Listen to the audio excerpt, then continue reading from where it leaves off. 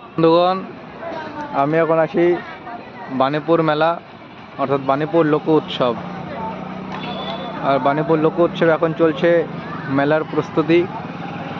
এখন আমি আছি মূল মঞ্চের সামনে, দেখছেন মূল মঞ্চ রেডি হচ্ছে। ওইদিকে সমস্ত দোকানপাট বসবে। শুধু এইদিকেই নয়, আরও ওদিকটাও আছে পেছনে। একটা অনেক বড় মাঠের মধ্যে অনেক বড় সড়ো একটা মেলার অ্যারেঞ্জ করা হয়, যা বাণীপুর লোকসভা নামে পরিচিত। সরি বাণীপুর লোক উৎসব।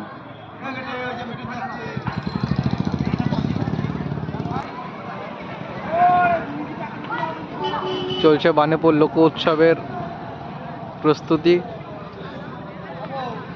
আগামী